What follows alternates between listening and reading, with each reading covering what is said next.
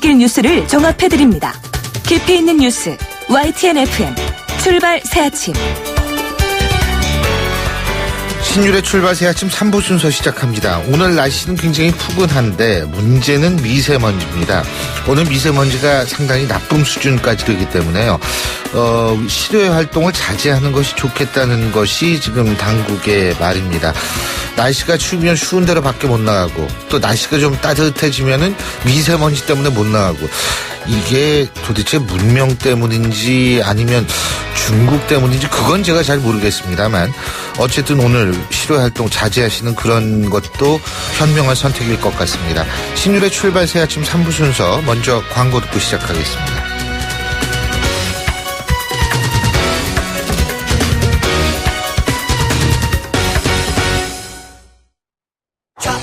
좌우로 정렬 2588 좌우가 같네 좌우가 같아 2588 오빠도 좌우로 한번 불러보세요. 네? 오빠는 2588 대리운전을 3년째 부르신다고요? 언제나 어디서나 2588 박서현 인기 있죠? 2588 온도와 습도를 항상 일정하게 유지시켜주는 항온항습기 전문기업 AR 전산센터, 반도체 공장, 미술관, 박물관, 귀중품 보관실을 30년 축적된 기술로 AR이 지켜드립니다. 24시간 확실한 서비스 보장 031-497-0561. 아유, 세 단계 종이 또 걸렸어? 정말 제본 하나 하려다가 미치겠네. 내가 진작 현대오피스로 바꾸라니까. 오늘 다 날 셀 거야. 이제 스트레스 받지 마세요. 사무기기 전문기업 현대오피스가 책임지겠습니다. 사무기기의 올바른 기준 현대오피스.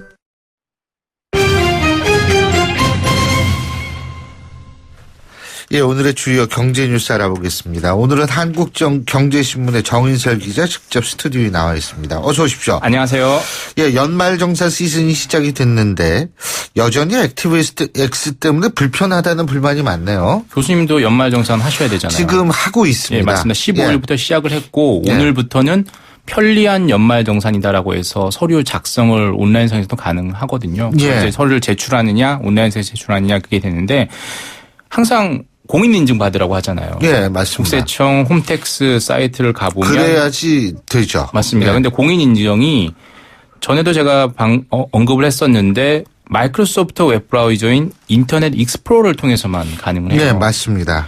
이게 공인인증이 양날의 칼인데 보안은 좋은데 너무 느려 터졌습니다. 국세청 홈페이지, 홈택스 홈페이지 같은 맞아요. 경우는 사람들이 많이 몰려서도 먹통이 되는데 어제 제가 뽑았는데 시간 좀 걸렸어요. 맞습니다. 근데 예. 액티브 X 때문에 더 오래 걸린다는 예. 거죠. 근데 왜 이렇게 되느냐라고 국세청에 물어보니까 한국에서는 이 웹브라우저인 익스플로러의 점유율이 전에도 말씀드렸던 건 80%로 압도적인 1위입니다. 네. 전 세계적으로는 4위인데 한국에서만 1위다. 이 익스플로러 공화국이거든요. 예. 그러니까 익스플로러를 많이 쓰니까 10명 중 8명이 쓰니까 익스플로러를 통해서만이 가능하도록 한 거죠. 국세청이. 왜냐하면 다들 뭐 구글 크롬이나 파이어폭스 사파리 이런 거 같은 게 좀 빨라요. 익스플로러보다는. 근데 이거 관련해서 개발하려면 돈이 더 든다는 거죠. 예산이 더 있어야 된다는 거죠. 이걸 지금 접속이 안 됩니다. 애플 맥북을 통해서도 접속이 안 돼서 예. MS 윈도우가 있는 데는 가능하거든요. 그래서 예. 국세청은 앞으로 예산을 확보해서 내년에는 다른 웹브라우저를 통해서도 가능할 수 있도록 하는 방안을 검토하겠다라는 입장인데 많은 이용자들은 좀 빨라면 좋겠죠. 빠르면 좋잖아요. 그렇죠. 그래서 좀 개선이 필요하다 이런 지적이 많습니다. 자, 그리고 도널드 트럼프 미국 대통령 당선자 때문에 전 세계 기업이 미국에 투자를 하겠다고 선언하고 있는데 결국은 현대기아차도 미국에 대규모 투자를 하겠다. 지금 이렇게 결정을 했네요. 맞습니다. 뭐 약자의 비애다. 어쩔 수 없는 상황이죠. 네. 현대기아차가 앞으로 5년간 31억 달러, 우리 돈으로 하면 3조 6천억 원을 투자하겠다라고 했습니다. 와. 그러면 지난 5년간 안 했냐? 했어요. 지난 5년간도 21억 달러 했으니까 그거보다 1.5배 이상, 원래 하던 것에 비해서 1.5배 정도를 미국에 투자하겠다라는 건데 왜 했느냐 물어봤겠죠. 어제 외신 기자 간담회에서 이렇게 얘기를 했는데 현대차는 겉으로는 부정을 하고 있습니다. 그냥 투자하니까 투자하는 건데 다른 자동차 업체도 마찬가지죠. 도널드 트럼프 미국 대통령 당선자 며칠 있으면 대통령 취임을 하잖아요. 예. 20일에 취임을 하는데 그 압박에 못 이기는 거죠. 그래서 공장을 세울 것이냐 미국에 공장을 세울 것이냐에 대해서는 검토를 하겠다 정도를 하겠지만 투자 계획을 이렇게 공격적으로 한 건 트럼프 당선자가 지금 으름장을 놓고 있죠. 멕시코에서 만든 차를 미국에 팔면 고율의 관세를 매기겠다 이렇게 얘기를 하고 있거든요. 기아차도 멕시코 공장이 큰 게 있죠. 큰 게 있죠. 그렇습니다. 예, 지난 9월에 만든 거. 맞습니다. 작년이죠. 근데 포드, 크라이슬러, GM도 다 미국에 공장 세우겠다 지금 얘기 백기를 들고 있는 상황이니까 현대차도 거기서 자유로울 수 없는 것 아니냐 이렇게 해석이 나오고 있습니다. 자, 그리고 이거 중요한 얘기인데 주택담보대출 금리가 엄청 오르고 있어요. 연 5%에 육박을 했네요. 최고금리 기준으로 그렇다라는 거고요. 예. 평균으로 치면 아직도 4% 초중반대인데 최근에 이 코픽스 신규 취급액 기준에 그러니까 은행들이 대출 금리를 정하는 걸 코픽스라고 하는 예. 기준금리가 코픽스로 하는데 신규 취급액 새로 대출 받겠습니다라고 하는 사람들에게 매기는 그 대출 금리가 최근에만 0.0에서 0.13%포인트 올랐다는 겁니다. 그래서 최고금리 기준으로 봤을 때는 뭐 특정은행 같은 경우는 4.5%, 고정금리 기준은 4.78%, 거의 5%에 육박했다는 거고요. 예. 그럼 이미 대출 받은 사람은 어떻게 되느냐? 그건 잔액 기준 코픽스 대출 변동 대출 금리가 있는데 이거는 다행히 작년 말부터는 일단 상승세가 멈춘 상황이거든요. 한데 미국이 기준금리를 지금 올리고 있고 앞으로 그렇죠. 올리겠다라는 예. 거잖아요. 물론 한은은 아직 계속 기준금리를 동결하지만 시장 금리는 계속해서 오르고 있거든요. 맞습니다. 그게 이게 따로 놀더라고요. 맞습니다. 이게 결국에 이 대출 금리에 반영이 되지 않겠느냐라는 게 현재 전망입니다.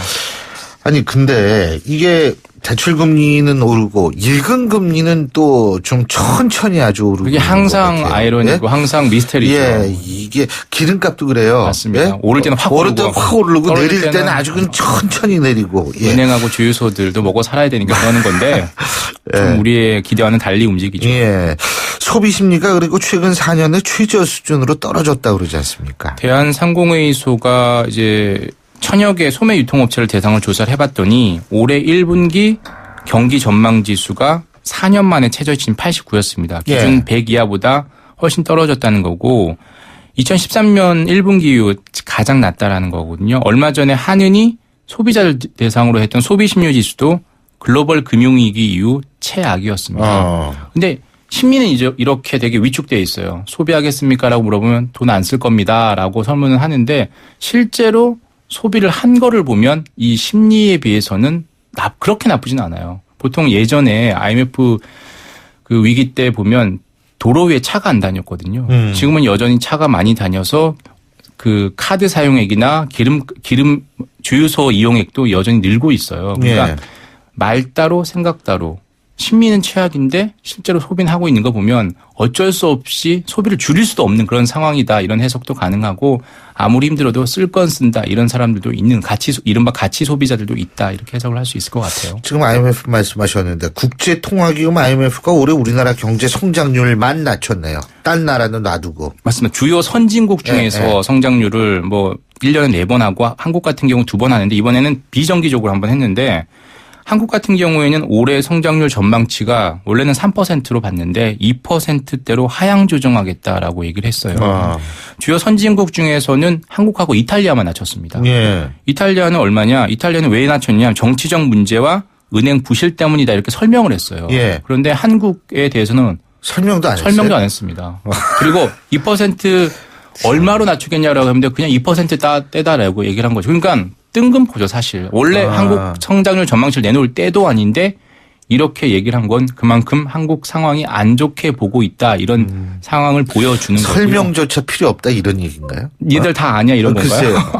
이게 뭐 참. 다들 정치적 상황이나 뭐 우리 주변의 상황들이 녹록치 않으니까 그렇게 되는 건데 그래도 지금 정부는 2.6으로 보고 한은은 뭐 2.5로 보고 그 외 시중 은행들이나 연구소들 같은 경우 초반대로 보는데 그걸 따라서 내린 거다 이렇게 다들 전망은 예상은 하고 있어요. 그런데 항상 경제도 투자도 다 심리인 것처럼 그렇죠. 나쁘다 생각하면 진짜 나빠요. 그런데 뭐 맞습니다. 괜찮다라고 생각하면 좋은 요인들도 있거든요. 아까 말씀드린 것처럼 쓰는 건 다 쓰고 지금 수출은 괜찮아지고 예. 있잖아요. 그런 걸 좋은 걸 보면 좋다라고 희망을 가지고 살아야겠죠.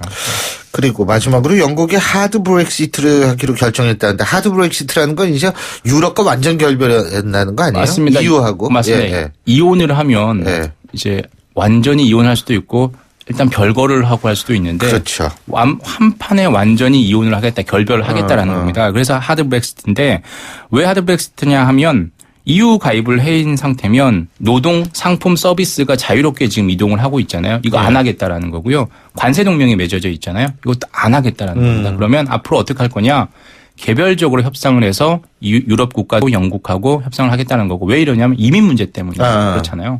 이민 안 받아들이겠다는 거잖아요. 예. 그래서 앞으로는 개별 협상을 통해서 해야 되고요. 한국도 한EU FTA가 맺어져 있는데 앞으로 영국 관련해서는 개별 협상을 해야 될 상황입니다. 알겠습니다. 예, 오늘 말씀 잘 들었습니다. 고맙습니다. 감사합니다. 예, 지금까지 한국경제신문의 정인설 기자였습니다.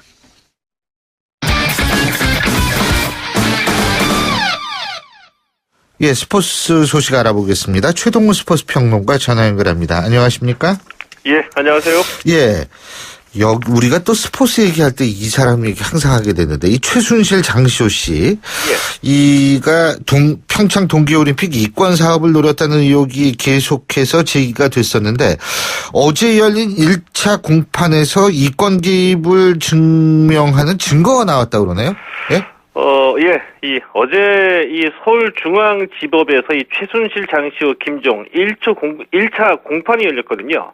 검찰이 이 한국동계스포츠연계센터에서 압수한 문건 중에 이 문체부 내부 문서를 공개했습니다. 예. 이 5대 거점 체육인재 육성사업 지원 예산안이라는 문서인데요. 이 5대 거점 중에 하나가 강릉 스피드 스케이트장입니다. 이 경기장을 거점으로 해서 빙상 종목을 육성하겠다 뭐 이런 건데 이 최순실 장시호 씨가 동계 스포츠 영재센터를 설립한 것이 2015년 7월이었거든요. 예. 근데 이때 이 강릉 스피드 스케이트장 사후 존치를 전제로 해서 사업 계획을 짰습니다. 예. 근데 이 당시에는 강릉 스피드 스케이트장이 올림픽 폐막 후에 철거하기로 돼 있었거든요. 그리고 난 뒤에 2016년 4월에 정부 방침이 철거해서 사후 존치로 변경이 된 거죠. 그래서 이 강릉 스피드 스케이트장 경기장을 이 사후 존치를 전제하는 문체부 내부 문서가 동계스포츠영재센터에서 발견이 됐다는 것은 최순실 장시호 씨가 영향력을 행사해서 이 사후 존치로 바꿨던지 아니면 최소한 이 바뀐다는 정보를 미리 제공받았다는 것을 증명한다고 볼 수가 있는 겁니다. 그러니까 결국 이 올림픽 끝나도 놔둔다는 거는 동계 스포츠 영재센터가 이 강릉 스피드 스케이트장을 자신들이 계속 운영하려고 했다 이런 얘기라는 거예요, 지금? 예, 그렇게 볼 수 있는 거죠. 예. 이 강릉 스피드 스케이트장은 이 1,300억 원이 들어간 이 올림픽 경기장이거든요. 네. 네, 장시호 씨가 이 강릉 스피드 스케이트장 사업 계획을 짰다는 것은 이 관리 책임은 강원도나 강릉시로 넘기고 이 동계 스포츠 연계센터가 운영권만 헐값에 가져가서 수익을 내려고 했던 것으로 보이고 있고요. 자, 이 당시에 이 문체부가 이 강릉 스피드 스케이트장을 사후 존치로 바꾸면서 우리나라 빙상의 역사죠. 이 태릉 스피드 스케이트장을 철거하겠다고 발표해서 이 빙상인들의 반발을 사기로 했습니다. 예. 그리고 김종 전 차관은 평창 동계올림픽 조직위원회 인사에도 영향력을 행사했다 이런 얘기도 있습니까? 예, 이 김재열 제1기획사장이 갑작스럽게 이 평창 동계올림픽 조직위원회 국제부위원장으로 임명이 된 배경에 김종 전 차관의 이 영향력이 있었던 것으로 지금 밝혀지고 있습니다. 그러니까 어제 이 공판에서 여형규 이 평창 조직위원회 사무총장이 지난해 문체부로부터 이 국제부위원장직을 신설하라는 요청이 있었다 이렇게 진술했거든요. 그러면서 이 김재열 제1기획사장에게 자리를 만들어주기 위한 것이었다 이렇게 말하기도 했습니다. 이 김재열 사장이 제1기획 스포츠 총괄 사장이거든요. 예. 그러면서 이제 삼성가의 사위이기도 한데 이 한국 동계 스포츠 연계센터에 16억 원을 지원했고요. 김종 전 차관이 평창 조직위원회 부위원장 자리를 만들어줬다는 것은 이 삼성의 정유라 승마 지원을 포함해서 동계 스포츠 연계센터에 지원했던 16억 원의 대가가 아닌가 뭐 이런 생각이 들기도 합니다. 예. 이게 어쨌든 이 평창 동계올림픽 이 개최 날짜는 다가오는데 계속 이런 의혹들이 나와가지고 참 좀 그런데 어제 이희범 조직위원장이 기자회견을 했다고 그러는데 답답하다 이런 심경을 토로했다고 그러죠. 예. 이번 평창 동계올림픽 조직위원장이 어제 기자들하고 신년 간담회를 가졌습니다. 예. 여기서 한 이희범 조직위원장의 말을 간단하게 요약을 하면은 억울하고 답답하다. 그리고 도와달라 이 세 마디로 요약할 수가 있습니다. 자, 우선은 이 최순실 씨가 이 이권 개입을 시도하면서 이 평창 올림픽이 마치 비리의 온상인 것처럼 비춰져서 억울하다는 얘기고요. 이 경기도 어려운데 이 최순실 사태로 인해서 기업 후원금 모집이 어려워져서 답답하다는 뜻입니다. 또 이희범 조직위원장이 하루에 10번씩 위원장을 그만두고 싶은 마음도 생기는데 그만둘 수는 없지 않겠느냐. 올림픽을 잘 치러야 하지 않겠나. 도와달라 이런 얘기도 했고요. 네. 이 평창올림픽이 이제 13개월 남았습니다. 그러니까 예산 확보가 어려운 것이 안타깝기도 하고요. 또 이 지켜보는 입장에서는 그럼에도 불구하고 이 13조 원이라는 올림픽 예산이 과연 필요한 곳에 적절하게 쓰여지고 있는가를 재검토하지 못하는 것도 좀 답답하게 느껴지는 것이 사실입니다. 예. 자, 프로야구 얘기 좀 해보죠. 염경엽 전 넥센 감독이 SK 단장으로 갔습니다. 예? 예, 이 염경엽 전 넥센 감독이 지난해 이 준 플레이오프에서 탈락하자마자 전격적으로 이 감독직에서 자진 사퇴했거든요. 예. 불과 3개월 만에 SK 단장으로 돌아왔습니다. 자, SK가 어제 염경엽 감독을 신인 단장으로 선임했다 이렇게 발표했고요. 계약 기간은 3년입니다. 예. 자, 그리고 테니스에서는 정현 선수가 호주 오픈 2회전에 올랐는데 어제 프로농구 배구 경기도 있었죠. 그죠? 예, 그렇습니다. 예. 예, 한국 테니스의 희망 정현 선수가 아르헨티나의 이 랜스 올리버 선수를 세트 스코어 3대 0으로 이기고 이 호주 오픈에서 남자 단식 2회전에 진출했습니다. 이 정현 선수 2015년 US 오픈 이후 두 번째로 메이저 대회에서 2회전에 오르는 성과를 냈고요. 이 프로배구에서는 이 대한항공이 현대캐피탈을 3대 1로 꺾고 1위 자리를 지켰습니다. 프로농구에서는 LG가 삼성을 92대 73으로 이겼는데 이 삼성의 주희정 선수 프로농구 최초로 통산 1,500 스틸을 기록했고요. 네. KT가 SK에 18점 차로 뒤진 상황을 뒤집고 87대 83으로 대역전승을 거뒀습니다. 예, 오늘 말씀 잘 들었습니다. 고맙습니다. 예, 고맙습니다. 예, 지금까지 최동훈 스포츠 평론가였고요. 신율의 출발 새 아침 3부 순서 여기서 줄입니다. 잠시 뒤 4부에서 뵙겠습니다. 안녕하세요. 배우 박하선입니다.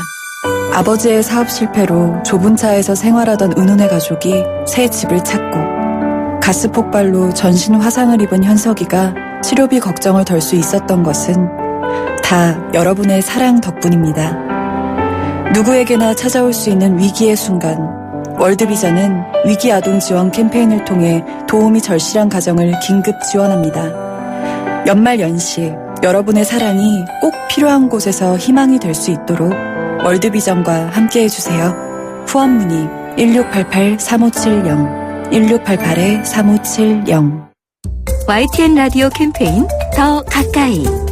YTN 라디오 청취자 여러분 안녕하세요. 미녀 개그우먼 조이란입니다. 제가 중국에서 잠시 살았던 적이 있었는데요. 중국은 석탄을 기반으로 하는 중앙 난방을 하거든요. 이런 겨울철이 되면 석탄에서 발생하는 미세먼지 양이 급증한다고 합니다. 근데 귀국을 하고 보니까 이게 비단 중국만의 문제가 아니더라고요. 중국발 미세먼지가 우리나라 겨울철 공기에도 엄청난 영향을 주고 있더라고요. 그래서 저는 깔았습니다. 우리 동네 대기질이라고 하는 휴대전화 어플리케이션인데요. 실시간으로 우리 동네 미세먼지 정보를 확인할 수 있더라고요. 우리 동네 대기질 앱 요거 필수입니다. 필수. 외출하기 전에 대기 상태 먼저 체크하는 요 센스 기억하세요. 우리 동네 대기질 오마이 샤오신. YTN 라디오 캠페인 더 가까이. 한국환경공단과 함께합니다. 골프 장갑도 지맥스. 생산 장갑도 지맥스. 헬스 장갑도 지맥스. 가죽 장갑도 지맥스. 장갑하면 지맥스. 대한민국 우리 장갑 지맥스. 30년 한길 범양 글러브가 만듭니다. 글러브 맥스. 지맥스. 한국어요? 어릴 적부터 엄마 손에 이끌려 한글 학교를 다녔어요. 그때는 싫었지만 이제는 감사해요. 그리고 한국어 하는 내가 자랑스러워요. 알고 계십니까? 전 세계 118개국 1,900여 개의 한글 학교에서 10만 명의 재외동포 아이들이 우리의 역사와 문화 그리고 한글을 배우고 있습니다. 그들이 어디에 있든 한민족이라는 뿌리를 잊지 않도록 재외동포 재단은 전 세계 한글 학교를 지원하고 있습니다. 720만 재외동포의 든든한 버팀목 재외동포재단. 공기가 탁해 작업이 안 됩니다. 유해 공기 때문에 직원들 건강에 지금 당장 오토링크를 설치하라! 오토링크 산업용 집진기, 각종 분진과 오일 미스트, 용접효, 작업장 냄새와의 전쟁 끝. 믿을 수 있는 집진기 오토링크. 1577-7097. 날카로운 분석, 내일을 보는 시선, 신율의 출발 새 아침. 신율의 출발 새 아침 4부 순서, 먼저 광고부터 듣겠습니다. 선풍기는 돌다 말고 좌석은 딱딱하지만 낯선 여행자에게 말을 건네는 따뜻함이 넘치는 곳. 자이살메르행 3등석 칸이 묻습니다. 행복은 얼마일까요? 질문 여행으로 인도하다. 대한항공 인도 출발행 운항. Excellence in Flight. Korean Air. 출발 새 아침에서 드리는 선물 같은 한마디.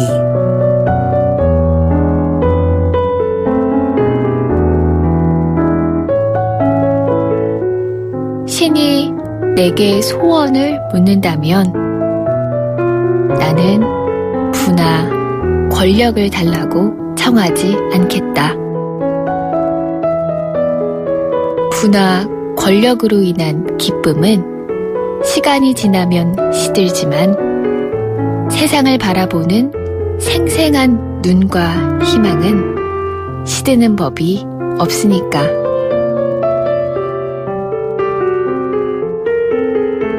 오늘은 덴마크의 철학자 키에르케고르의 신이 내게 소원을 묻는다면의 한 부분 전해드렸습니다.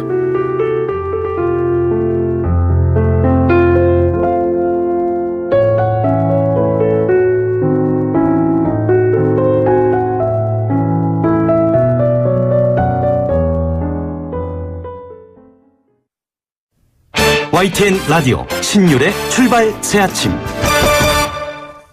최근 서울 도심에서 한 남성이 20대 여성 2명한테 돌을 휘두르는 폭행 사건이 발생했는데요. 경찰에서는 묻지마 폭행일 가능성에 방점을 두고 수사 중입니다. 용의자는 하지만 5일째 붙잡히지 않은 상태인데요. 관련 내용 백기종 전 수서경찰서 강력팀장과 알아보겠습니다. 팀장님 안녕하십니까? 네, 안녕하십니까. 백기종입니다.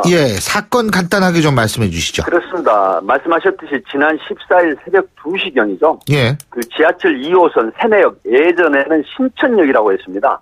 이 입구 인근 도로를 걸어가는 그 20대 중반 여성 2명에게 한 남성이 손에 큰 돌을 주워들고 와서 얼굴 쪽을 향해서 이제 내리 찍어버렸습니다. 그래서 상처를 입히고 도주를 했는데요. 이 사건이 알려지면서 밤길 걷는 그 여성들 사이에 불안 심리가 확산되고 있다는 걸 인터넷 댓글에서 지금 확인할 수가 있었는데 굉장히 안타까운 또 불안한 그런 사건입니다.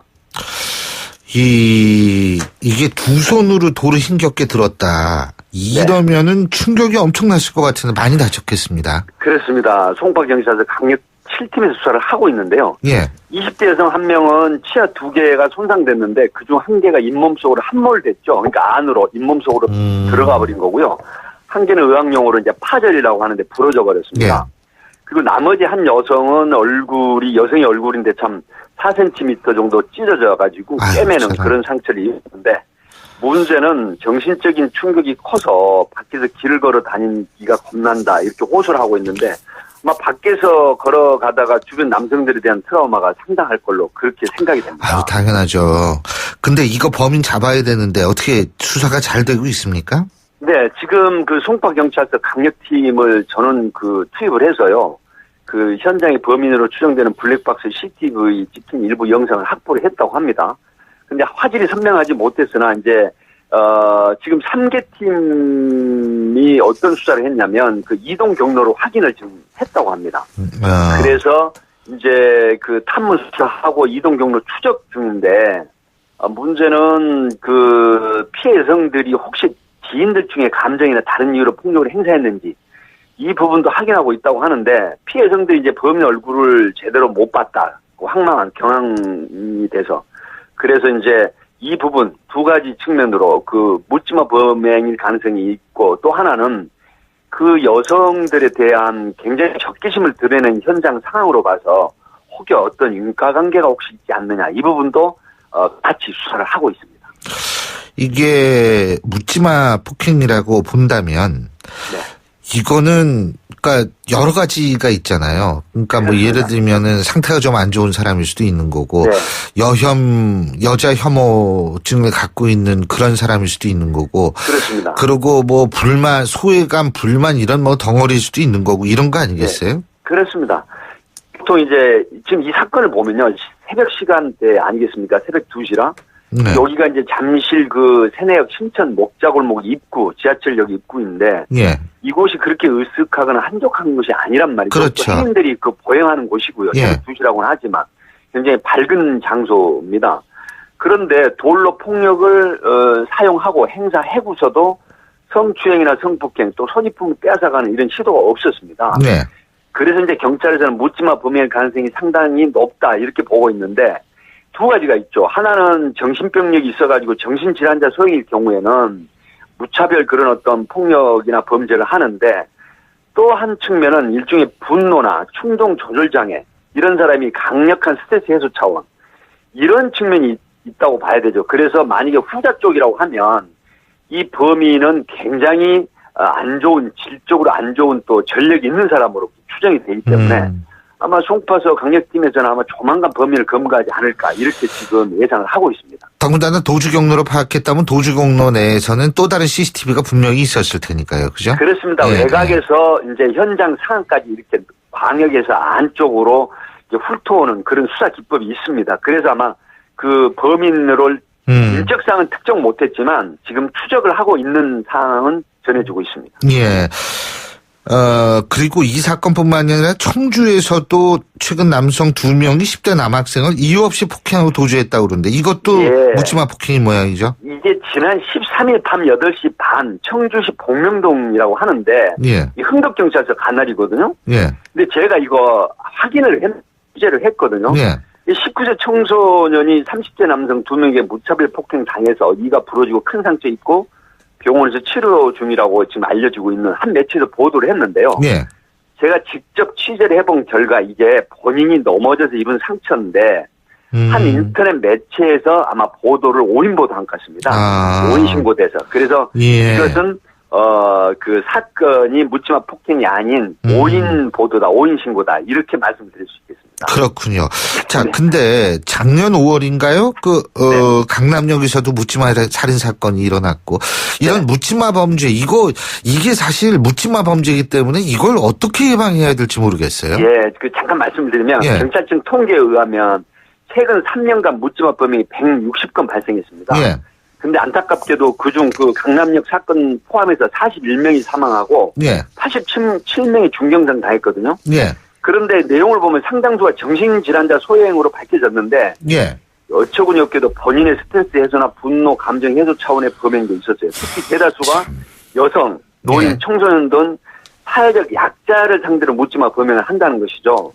그러니까 이제는 묻지마 범행에 대해서 경찰만의 일이 아니라 국가적이나 사회적으로 방어 시스템이 가동돼야 되는데 이게 한 가지 제가 말씀을 드릴 건 이게 경찰만의 일이 아니다 이제는 묻지마 범행이. 그래서 보통 그 취약 시간이나 취약 장소를 본인도 좀 조심할 필요가 있다. 왜 그러냐면 대체적으로 통계를 보면 취약 시간이나 취약 장소에서 범인들이 내가 붙잡히지 않을 확신이 있는 경우에 범행을 대다수 했거든요. 통계도. 그래서 이런 부분을 아마 내가 지키는 나 자신을 지키는 조심성도 필요하다 이렇게 말씀드릴 수 있습니다. 그렇습니다. 이 묻지마 범죄라는 건 뭐 언제 어디서 어떻게 나타날지 모르니까요. 잘 알겠습니다. 오늘 말씀 잘 들었습니다. 고맙습니다. 감사합니다. 지금까지 백기종 전 수서경찰서 강력팀장이었습니다.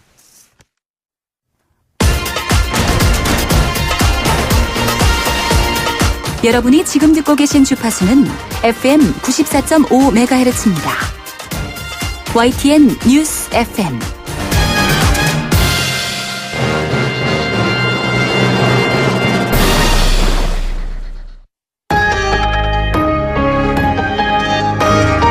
위기의 한국 경제. 하지만 해법은 있습니다. 우리 경제에 또 다른 도약을 준비하는 코너. 출발 새 아침 경제 빅 이슈.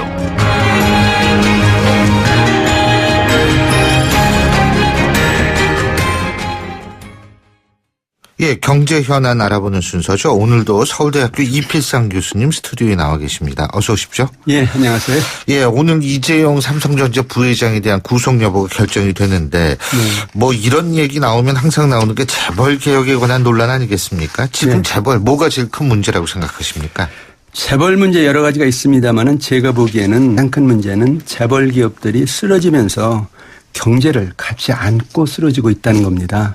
잘 아시다시피 우리나라 경제 개발 초기에는 재벌 기업들이 경제 성장을 이끄는 견인차였는데요. 경제 황무지에서 수출 산업을 일으키고 세계 시장을 누비면서 세계 10대 경제 대국을 건설하는데 개척자 역할을 했다 이렇게 볼 수가 있는데 근데 문제가 있었다는 겁니다. 재벌 기업들이 시장을 독점하고 문어발식 확장을 하고 더 나아가서 황제 경영을 하고 그리고 이번에 이재용 씨가 문제가 되고 있습니다만 불법 세습을 했다는 것이거든요. 그러니까 재벌 기업들이 혁신이나 변화를 하지 못하고 아버지나 할아버지가 이뤄놓은 사업을 계속 지키는 그런 경영을 했다는 겁니다. 그러면서 50년을 버텨왔는데요. 그런데 지난 20년 동안 그 중국이 세계의 공장으로 급부상하면서 세계 2위의 경제 대국이 되었는데요. 그 과정에서 다른 나라 기업들도 이제 경제 성장을 추진하면서 국제 경쟁이 아주 치열해졌습니다. 그러다 보니까 우리나라 재벌 기업들이 경쟁력을 잃고 경영이 상당히 어려워졌는데 그 과정에서 결국 우리나라 주력 산업들이 줄줄이 무너지고 있습니다. 조선, 해운, 철강, 석유화학은 물론이지만은 우리 경기를 버티고 있는 양대 축이라고 하는 자동차, 반도체도 어떻게 보면 시간 문제가 될 수 있다 한 얘기거든요. 그러니까 경제가 지금 무력하게 무너지고 있는데 재벌 기업들이 결국은 경제를 쓰러뜨리는 것이 아니냐 그런 것이 이제 가장 큰 문제라고 생각이 듭니다. 그 양극화도 좀 커지죠. 예, 재벌 기업들이 사회를 가장 불안하게 만드는 것이 실업자를 쏟아내는 것인데요. 이것은 실업자와 취업자 간의 양극화를 결국 이제 초래하는 겁니다. 재벌 기업들 보면요. 이익을 벌기 위해서 두 가지 방법을 쓰는데 첫 번째 방법은 시설을 자동화하고 기계화를 합니다. 또 한 방법은 임금 비싸고 노사분규 많으니까 아예 공장을 해외 옮기자. 이런 이제 방법을 쓴다는 건데 그러다 보니까 우리나라 근로자들은 이제 먹고 살 길을 잃어버리게 되는 것이죠. 이와 관련해서 어제 현대자동차가 미국에 3조 6천억 원 투자해서 공장 짓겠다 이런 계획을 발표했는데 안타까운 면이 있습니다. 물론 미국의 보호무역주의 이것에 대응하는 것이다 이렇게 볼 수 있겠습니다만은 우리나라 입장에서 보면 이것이 산업 공동화입니다. 그 공장을 우리나라에 짓는다면은 수천 명의 결국은 이제 일자리가 만들어지고요. 더 나아가서 경제 성장을 할 수 있는데 꼭 미국에 제의되느냐. 그동안 그렇게 투자 좀 하라고 해도 안 하면서 미국에서 조금 이야기하니까 하는 거냐. 이런 면에서 보면 이제 근로자들은 불만이 클 수밖에 없는 것이죠. 근데 이제 더 중요한 거는 그 재벌 기업들이 소득 분배를 굉장히 악화시키고 있다는 것인데요. 재벌 기업들이 계속 문어발식 확장을 하면서 기업 소득을 늘리지만은 근로소득은 별로 안 늘렸다는 것이거든요. 그러다 보니까 자본가 계층과 근로자 계층 사이에 양극화가 심하게 됐다 하는 것이고요. 또 문제는 같은 근로자라 해도 대기업 정규직은 고소득입니다. 그렇지만 중소기업 비정규직은 아주 저소득이거든요. 그래서 귀족 노동자, 서민 노동자 이런 어떤 양극화를 만들었다는 것이고요. 특히 최근에는 그 재벌 기업들의 2세, 3세들이 사회계층을 뭐 금수저, 흑수저 이렇게 또 나누고 있다는 것이거든요. 이렇게 치면은 사회적으로도 굉장히 악영향을 끼치고 있다 이렇게 볼 수밖에 없는 거죠. 그 재벌 2세, 재벌 3세들이 또 뭐 사고도 치고 이런 경우도 있었지 않습니까? 그럼요. 예. 자, 근데 어쨌든 제가 앞서 이재용 삼성전자 부회장의 오늘 구속 여부가 결정이 된다고 말씀을 드렸는데 이게 결국 이제 삼성물산하고 제일모직의 합병 이거 아니겠습니까? 이것과 연관된 국민연금. 그렇죠? 그 제일모직과 삼성물산의 합병은 이재용 부회장의 삼성그룹 세습 이것이 주요 목적이었다. 이렇게 볼 수밖에 없을 것 같습니다. 그래서 문제가 크게 세 가지가 이제 나타났는데요. 첫 번째 문제는 합병 자체가 사이비 합병이라는 겁니다. 보통 합병하면요. 시너지 효과라는 것이 있어야 됩니다. 시너지 효과라는 것이 1 더하기 1은 2가 아니고 1 더하기 1은 3, 4 이렇게 추가적인 가치가 발생해야 된다는 얘기인데 제일모직은 의류와 직물회사입니다. 삼성물산은 무역과 건설회사입니다. 업종이 전혀 다르기 때문에 합쳤을 때 과연 어떤 가치 창출이 있겠느냐 이거에 대해서 의문이 있을 수밖에 없다. 그렇게 치면 이것은 사이비 합병이다라는 것이고요. 두 번째 문제는 합병 비율이 속임수였다는 겁니다. 그 두 기업을 합병할 때 이제 그때 주가 가치를 따져서 합병 비율을 결정하는데 원래 가치대로 따진다면은 삼성물산 한 주에 대해서 제일모직 0.46주 이렇게 돼야 되는데 그것을 1대 0.35로 합병을 했다는 것입니다. 예. 이거는 제일모직의 최대 주주가 이재용 회장이거든요. 예. 그러니까 결국은 이 삼성물산을 저평가해서 인수하는 그런 어떤 형태를 취했다는 건데 이건 굉장히 잘못된 것이죠. 정말 세 번째 정말 잘못된 것이 있습니다. 뭐냐면은 이걸 주주총회에서 이제 찬성으로 통과를 시켜야 되는데 이게 결국 자기네 힘이 부족하니까 국민연금을 동원했다는 거 아닙니까? 국민연금이 삼성물산의 2대 주주인데 결국은 뭐 여러 가지 뭐 정치 권력과 결탁해서 결국 이제 찬성을 유도했다. 지금 그래서 수사를 받고 있는데 국민연금은 국민의 노후자금입니다. 맞습니다. 그다음에 합병 비율을 이걸 속임수를 하면서 국민연금의 당시에 손해가 3,700억 원이었습니다. 예.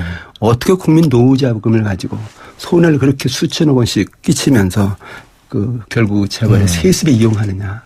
이거는 뭐 도저히 받아들일 수 없는 거죠. 이런 면에서 본다면은 정말 문제가 많은 합병이었다. 뭐 이렇게 볼 수밖에 없습니다. 이게 그러니까 이제 정경유착의 부분이 많은데 이거를 어떻게 이게 근본적인 문제잖아요. 네? 예, 정경유착이 정말 우리나라의 아주 고질병인데요. 그 정경유착이라는 것이 이제 정치 권력과 자본 권력이 결탁을 해서 국민 경제 그리고 정치를 희생의 대상으로 삼는 것이다. 이렇게 볼 수밖에 없거든요. 그래서 이제 두 권력이 결탁을 하니까 무소불위의 힘을 발휘하면서 갖가지 비리를 저지르고 국정농단을 한다. 뭐 이렇게 볼 수밖에 없는데 이렇게 정경유착을 하니까 재벌 기업들 입장에서 보면은 특혜를 집중적으로 받습니다. 각종 사업 인가 허가의 특혜는 물론이지만은 금융세제상의 특혜 더 나아가서 재벌기업이 부실해지면은 구제금융까지 해주거든요. 그리고 이번에는 뭐 정말 있어서는 안 되는 일인데 세습 경영까지 도와줬다. 이렇게 치면은 뭐 정경유착이 얼마나 나쁜 것이냐 이렇게 볼 수밖에 없고요. 정치 권력 입장에서 보면은 이 정경유착하면은 정치자금 제공받으면서 정권 연장을 이제 지원받는다. 그다음에 재단 기금 지원받아서 뭐 사익을 보장할 수 있다. 그다음에 뭐 일자리라든가 지역 사업 이런 걸 하면서 민원 사업을 대신 해결해 준다. 등등의 이제 정치 권력으로서는 이제 이득이 있는 거죠. 그래서 결국 이 정경유착이 어떻게 보면 시장 경제, 민주주의를 해치는 아주 근본적인 문제다. 뭐 이렇게 볼 수밖에 없습니다. 근데 이게 그래서 이제 선거 때마다 나옵니다. 예? 네. 대선 후보마다 재벌 개혁을 하겠다. 예? 네. 이렇게 하는데 사실은 뭐 그 말대로 공약대로만 했으면 지금 뭐 재벌은 뭐 엄청나게 변했겠죠. 그렇죠. 예. 근데 이게 안 됐지 않습니까? 여태까지. 안 되죠. 예. 그 사실 정경유착이라는 것이 권력과 돈을 독점하는 일종의 이제 불법 국가 지배체제다 이렇게 볼 수밖에 없는데 문제는 이걸 개혁해야 되는 정치 권력이 자기네들이 기득권이라는 거예요. 이거 안 하죠. 특히 이제 정치 권력 입장에서 보면은 자본 권력이라는 그런 지지 기반이 없으면은 정권 연장이 어려우니까 또는 정권 되찾는 게 어려우니까 계속 유지하는 수밖에 없는 거죠. 근데 참 국민들을 기만하는 게 뭐냐면은 선거 때마다 경제민주화, 재벌개혁 꼭 내세웁니다. 반드시 나오죠. 네. 그런데 일단 집권을 하고 나서 청와대 오찰만 하면은 정경유착이 또 드러나요. 그래 그 재벌기업들한테 투자하시오. 지원해 주겠습니다. 이러면서 또 이제 갖가지 유착을 하면서 비리를 저지른다. 이렇게 볼 수밖에 없는데 이런 악순환이 선거 때마다 계속돼서 정경유착은 계속 진화해 왔지 이게 척결이 안 됐다는 것이거든요.